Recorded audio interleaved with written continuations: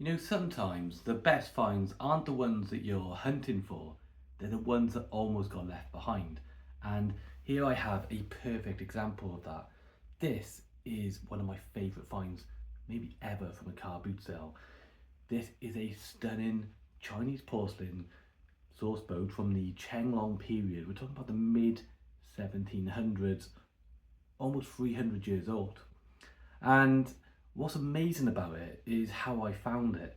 So it was at the end of the car boot sale. All the sellers were all packing up ready to go. I have a little walk around and what I see is this, left in a box, unwrapped, no bubble wrap around it, ready to be chucked back in the car and let go. Now, what's amazing about this is not just the age, it's the story behind it, because this is from a time when porcelain wasn't even discovered in Europe. The only place you get it from is China, and this is all hand painted. You can see some knife edges. What's amazing about this is actually the bottom, which is completely unglazed, meaning it is from the earlier periods. And yeah, it was made for export, sent over to Europe, where, as I say, the Europeans were fascinated by Chinese porcelain, and this would have gone into the home of a very wealthy family as part of a larger tea set. And then, as I say, 300 years later, I'm picking it out of a box, ready to go home, and it just makes me think, what would have happened had I not have picked it up? Would it survive that journey? Would it ended up in pieces? Just incredible thing. So glad to have found it, and this is why I love antiques and why I love what I do, is finds like this.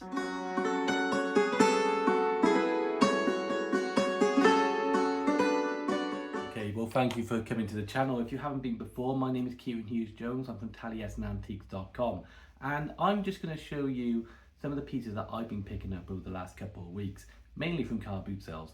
And what I'm looking for is not necessarily always about how much it's worth. I like items with a story, something to say, something that when you put them on the shelf, you can understand their background, their history. You just feel you have a real connection with them. They're more than just the price tag, a lot more than that. And we're going to get straight into a couple more stunning pieces. I'm going to be very careful with these, they are very delicate. And what we have are, well, I'm going to call them Royal Vienna style porcelain urns. I'll give you a close up there. Now these do come from the 19th century. We're talking about, you know, the 1850s, or year we in 25, so yeah, we're talking 175 years old these are. And if you think about how delicate these are, it's amazing they survived this long. And now the Royal Vienna factory made beautiful porcelain in that period, very much of its time. What you've got here is this beautiful style, kind of neoclassical style. And the neoclassical style was when they were emulating ancient Greece and Roman arts. And what we have here, yeah, these are going to have possibly classical, these sort of classical scenes. And what I'm going to show you, I'm going to put this down very delicately, because the thing is, they just look stunning as a pair, don't they? Now, what I always do is, you know, you're always looking for the mark. If you didn't do that very well, as you can see here, there, can you see that beehive mark? Now, if you're not familiar with that, the beehive mark is associated with Royal Vienna, this porcelain factory, a grand porcelain factory in Austria throughout the 19th century and actually into the early 20th century. And the thing was, they were so good and so appreciated at the time that their style was copied quite a lot, particularly in Germany, and even down to the mark. Now, if you can see that mark there, it's a little bit slanted. Now, the beehive mark, if it was Royal Vienna, I would expect to be a lot more kind of straight and formal. I believe this is a German one, still from the 19th century. And look, they just look great. Now, I'm going to show you something, a little lesson, because this was in the car boot sale. Now, in terms of damage, one is fine. This one has got this chip, which I did see. I did notice the chip. What I didn't spot was this damage on the finial. Now, you know, in the car boot sale, you're there in the moment, the sun's glaring down on everything. I thought it was just a bit of paint loss. Look, to be perfectly honest, I bought it from a dealer. I would have hoped that was talked about, but maybe they, we did talk about the chip. Maybe they thought that was part of the discussion. I was fully aware of it, but I didn't know about that. However, you know, when it comes to damage, depends on the item, whether I can still sell on my website. These are beautiful and they are still on my website because I think these still deserve pride of place in any home. They look fantastic. They're of course up as a bit cheaper now. The damage is reflected in the value. However, stunning pieces, and they are going to be available. Well, the next finds are particularly powerful to me in the area I'm from. And if you're watching and say you're based in America, Canada, anywhere in Europe, maybe Australia, New Zealand, you'll probably know about, you know, the wonder of Chinese porcelain, the history of that, even the Royal Vienna and the Royal Vienna factory. What you may not be as familiar with is the regional stories and the local stories that happen across the world. And from where I'm from, it's about coal mining. Now, throughout the late 19th century, most of the 20th century, Wales was the engine room of the world. We exported more coal than anywhere else. And that came at a cost because generations of young men were spending a whole working shift, and we're not talking about the 9 to 5 that we're doing these days. We're talking long, up to 12-hour shifts down in the mine, down in the dark. And that had a strong, powerful effect on this region, which is still felt today. Most people from this region will have family members or know people who worked in the mines. And it's true of myself. My own grandfather worked in the mines as a young man and would tell me the stories of the dark. And we have some relics from that different world that, you know, connect us back to those times. Now have a look at these. These are 2 miner's lamps. I'm going to turn that one around. If you can see there, you can see the plaques, and they would have been gaslit, and this was the only thing in the pitch black that would have helped them see the way. You can imagine how important these lamps are, and as a result, as you can expect, many people still will collect lamps like this, and particularly ones like these, which have clearly been down the mine. Now I think these date from the 1950s, they are stamped on them, and they would have gone down the mine and been used. And there are many collectors from this part of the world, but actually now across the world, even increasingly so, because people feel that connection, and people, you know, you can imagine how powerful that story is to those people and that connection they have with their fathers, grandfathers and other ancestors, and just generally people who are their fellow community, from their fellow folk. As you say, if you go around the South Wales mines, you will still see to this day the relics of that industry. You'll still see the coal mines, you'll still see the road systems and everything else that go with it. So to find those 2 pieces, and they've been left in the garage for many years, the gentleman just decided, you know, he had enough of them, he wasn't looking at them or anything like that, and to be able to have them and add them to my website is truly special. Now this was the next thing that stopped me in my tracks, and yes, it was at a car boot sale. Now it may not look like treasure to a lot of people, but I can show you this is. This is from a very special time in European art, which is the aesthetic movement. And the aesthetic movement was all about art for art's sake.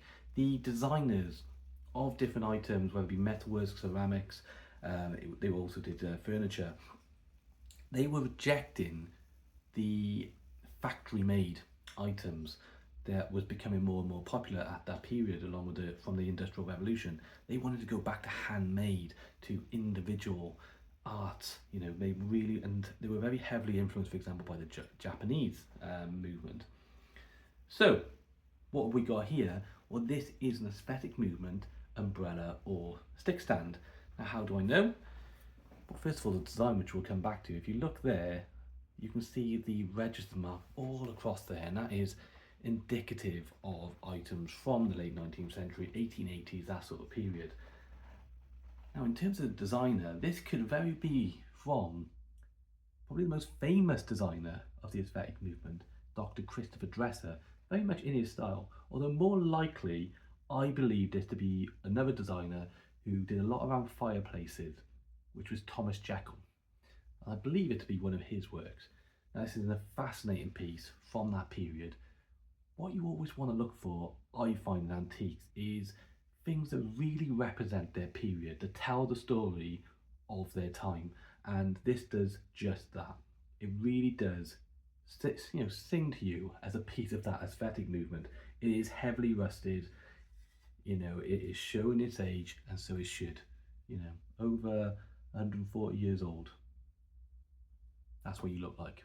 Okay, so I've taken you to China, I've taken you to Austria, and we went to South Wales. I'm now going to take you to India, and this is India in the 19th century. Have a look at what we have here. This is what's known as a Dhokra oil lamp, and what you can see are these stylized peacocks. Now peacocks have a lot of symbolism in India. I believe it's a national bird, and it's associated with things like immortality and rebirth. And as you can see with this one, a lot of work has gone into the casting and decoration. Now I believe they used the lost wax technique, which is a way of casting bronze where I'm going to test in my knowledge now, but you put in the cast and you allow all the sort of excess to kind of flow out of one particular hole. In this case it probably would have been down the bottom here, and it allows this kind of more finesse way of doing things. This is so stylized though. Look at the detail in every part of it. And I believe it's from the 19th century, purely based on the design, the kind of naivety of it, and the verdigris that is built up. That's our little green marks you can see, where it's the oxidization. Now, why would you want this, you might be asking? Well, I think it's just amazing work of art. As simple as that. I love the peacocks. I love the detail that's gone into it. I think that looking on the shelf as a piece of, an interesting thing, which when people visit and they say, well, what's that? What's the story of that? And you can tell them, the chances of seeing something like that before is very slim. It's an amazing piece of Indian history. And again, what I love about it is that it tells a story of a different culture from a different time period. And that is something I'm always looking for. So there we go. A very nice find, again, at the car boot sale. What I'm going to show you next are 3 pieces of very heavy metal, and not the type, I'm talking about the type that was being made in the 19th century, 1880s, up to about the 1940s. And I'm going to start with this one. Really like this one because of just the amount of detail that's gone into, the amount of attention that's gone into every detail. I'm sure a few of you know straight away what this is. This is known as a fire dog. It would have been part of a fireside set where you would have kept the logs on, and it would have had it would have been part of a pair. Now, at the car boot sale, there was just one. It can't be used for that purpose anymore. However, it can still be used, certainly as a piece of decoration. And it's got this amazing Gothic style to it. I thought it was quite funny, the gentleman who I bought it from said it reminded him of the monster from Stranger Things. If you've seen that, you'll know what he's referring to. You've got this almost like a bearded fella, and then you've got these heavy claw-like feet. You won't say lion claw feet, but they look like more mythical beast to me. Now this is very heavy. It could be from a number of different places in Europe. Possibly, France. It's, as I say, very Gothic themed. Now it's going to be a decorative piece with very heavy bronze. And look, a lot of people are going to watch this and think that wouldn't be up in my house. However, some people like having a house which is not like anyone else's. And what better than something like this? You're not going to go into many and see this. It's a beautiful sculpture. And again, it just reminds you of a different time, when they were making a lot more, I think, kind of heavy metal items for the house. So I guess it's because the houses were older, the doors were thicker, and they're not like these sort of modern builds that we have now. Things needed to be heavier. Maybe winds and drafts came into effect a little bit more. I'm just speculating now, but that probably makes sense. I'll give you another example. Look at this now. This rampant lion cast iron doorstop. And this is heavy, and this does, as it says on the tin, it stops the door from shutting. Look at the aging that's seen. This is unmistakably 19th century, possibly early 20th century, but over 100 years old certainly.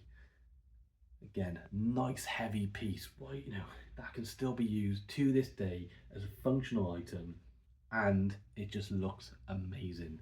I really think we need to, as a society, start appreciating this stuff a lot more than the modern stuff you get. Why wouldn't you want that compared to just something you get from IKEA or Home Centre, or whatever these places are called. And I've now got a bit of Militaria, because the thing is with antiques, you get people buy things for different reasons, as a lot of you will be aware. A lot of people just like decorating their home. They like different things around the house. They might have certain styles. They might like, you know, and it changes by the person, as it should. Then of course you have people who collect specific items for, you know, very genuine reasons. And this is a piece of, I believe, Militaria. Now there we go. Look at that. There's a copper, I guess a water bottle it would have been used as. There's a number of different reasons. I probably, you know, now I'm thinking about it, maybe I should have looked into this a bit more, because the shape is so distinctive. There must be a reason for that. Was it used as part of a bag?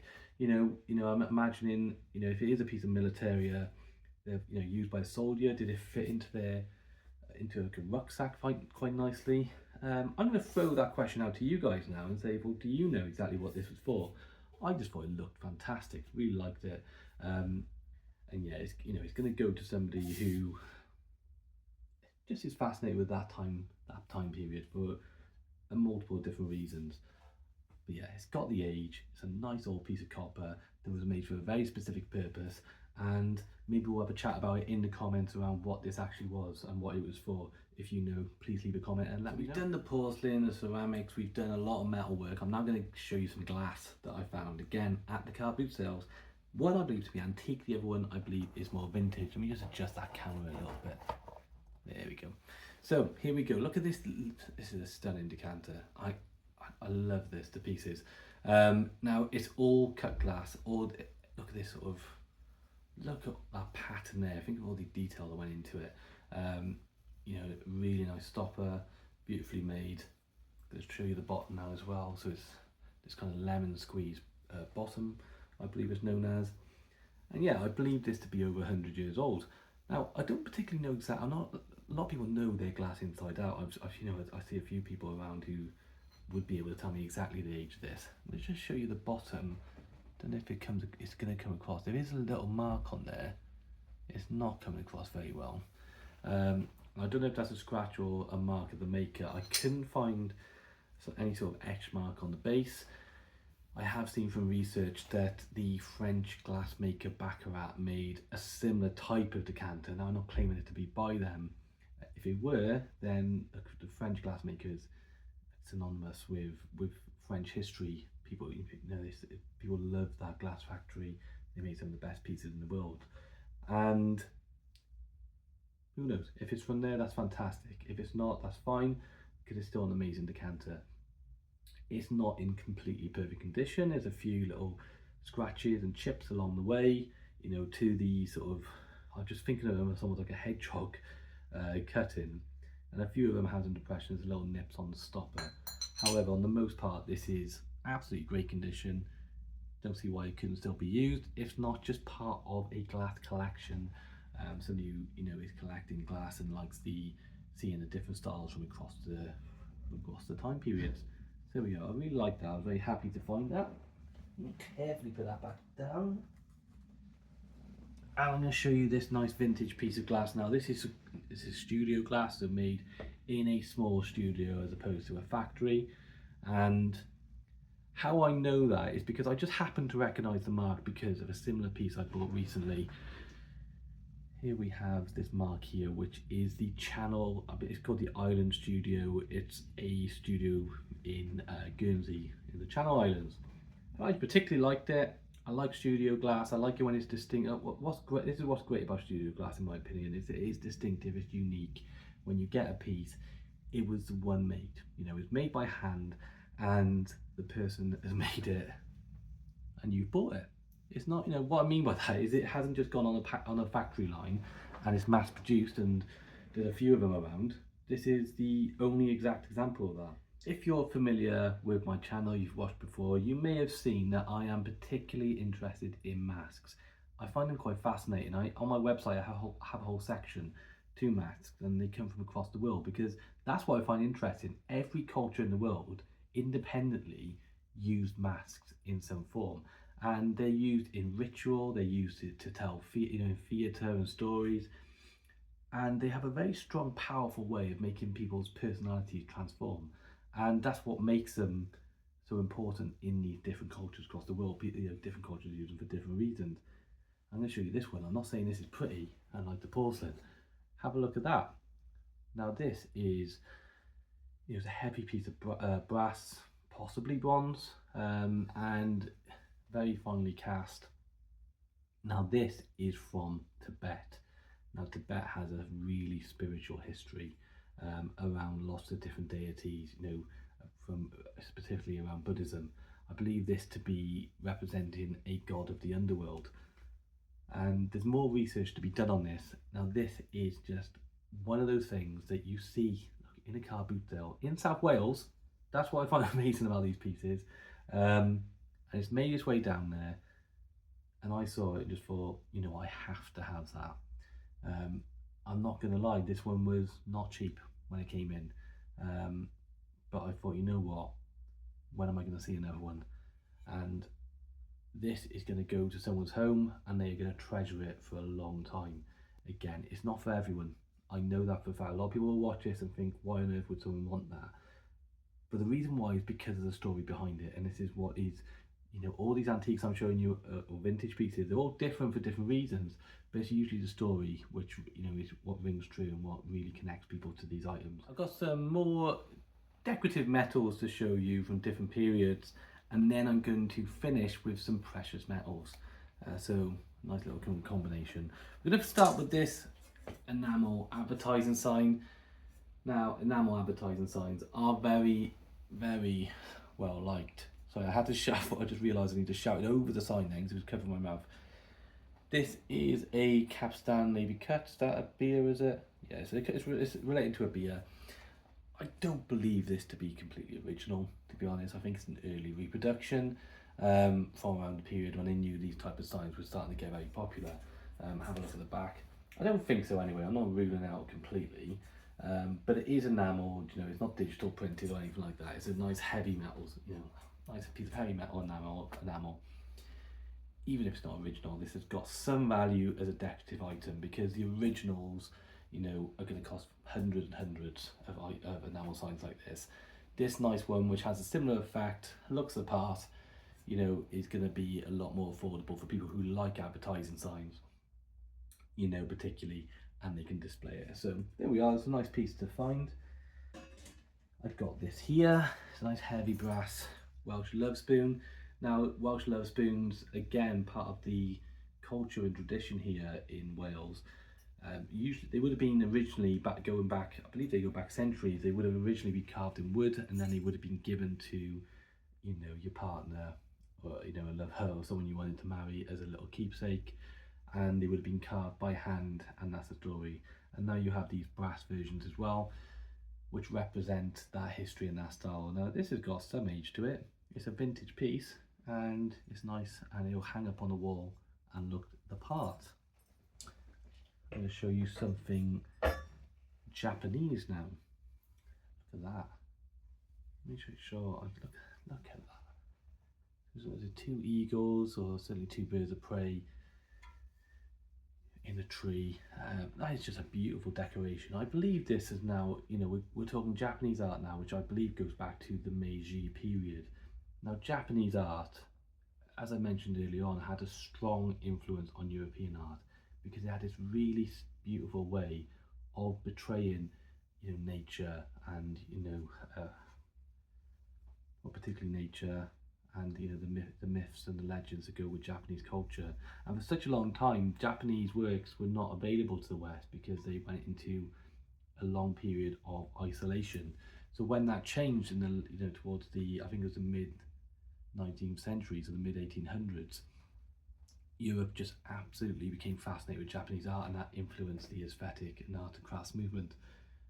And this is why, it's pieces like this. So I believe this is a mixed metal. Obviously you've got copper, and there's probably a few other things going on.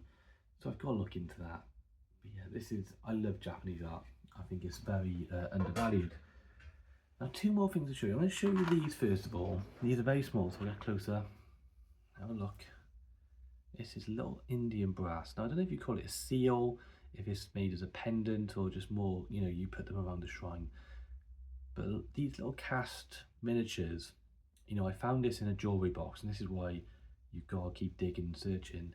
These are extremely well liked, especially, in Indian history.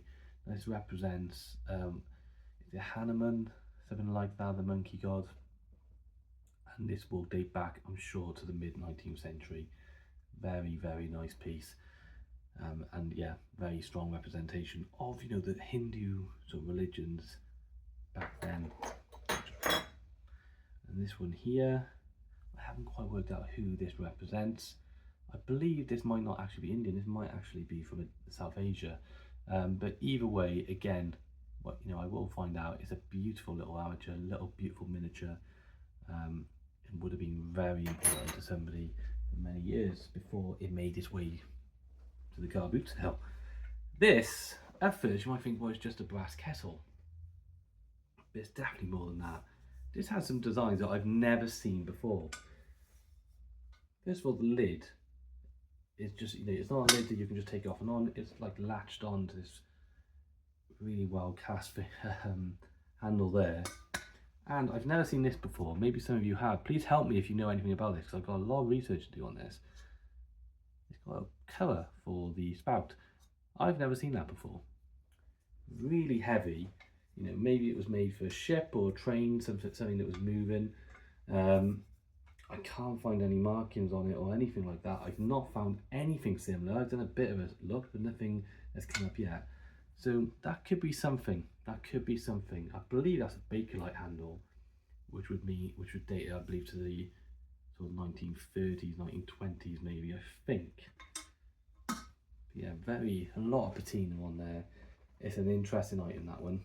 And if you know anything about it, please let me know. Just to finish the items today, I'm going to show you a little selection of precious metals. When I say precious metals, these are all silver actually. And I've got these handkerchiefs here. Oh, sorry, napkin ring holder. I don't know what am I about. They hold handkerchiefs. There's one there. Two of them are the same. These two. And then that one there. Now they're all marked Oman 925. So it's Omani silver 925 standard. So sterling standard. And the thing is, you know, they're napkin rings. You know, I did originally think, well, they're all different, so is that a good thing? But I thought, actually, that's just a bit boring, and they're having all the same. Why not have, you know, something for when you're talking about napkin rings, have all different ones and they're all slightly stylized. I mean, two are the same, but the other two are totally different. So yeah, interesting that they come from Oman. You know, they're probably gonna be, as a result, sort of vintage, as opposed to antique. But yeah, I found these really interesting, and it's nice to have a bit of silver, some precious metal available on my website. And finally, I'm going to show you two pieces of sterling jewellery. And this is more to show that I am diversifying as a dealer. A year ago, the idea of me buying any type of jewellery, it just wasn't going to happen. I was very much kind of thinking, look, I'm going to end up buying fakes and that type of stuff. But I have grown in confidence, in no short part, to Edward from Antiques Arena and Sharon and Rob, who I've been going to the boot sales with, who've been very helpful. So thank you guys for that. Now here we have it. First you have this little pendant with a stone in there, and it is marked 925. Probably won't be able to see that, but just a nice little thing there. You know, you'll have to tie it to a string, so that's fine. And I like these a lot. These are real pearls. It's a pearl bracelet with a sterling silver clasp, marked 925. Are these known as black pearls, or are they just painted purple maybe? But anyway, it's a nice bracelet with the silver, and that's another piece. What I'm going to do with the jewellery, I've got bits of jewellery coming up. They're not available on my website yet. I'm going to create a new category and I'm going to put them all up at once. There we go, guys. That's why I love antiques, and I love the job that I do. It's those different stories from across the world, different time periods, different cultures, just kept alive in objects. And the brutal truth of it is that they've outlived a lot of people before them, and they will outlive all of us. Those objects will always remain telling the stories of their time. I absolutely love that about them. So if there was a piece that particularly spoke to you, or anything you're interested in, please leave a comment, let me know. And also, some of these items will be available on my website already. Some will come in the near future. If you don't see them, just drop me a message if you want to know more about them. And if you have enjoyed this video, thank you for watching, and please press the subscribe button. It's free to do. It's just something that helps out and helps me grow the channel. And until next time, I wish you all the best, and I'll see you again. All the best. Bye bye now.